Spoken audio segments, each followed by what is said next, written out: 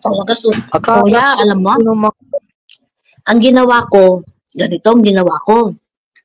Habang busy sila sa kusina, kunwari nandoon pa ako sa loob ng banyo.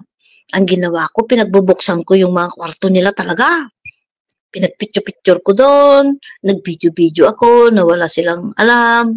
Ganon ang ginawa ko, kuya.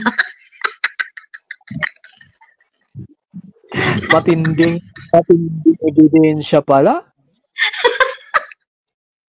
2,000 years later. Pero alam nila yung totoo na hindi totoo yung ginagawa ko, sinasabi ko.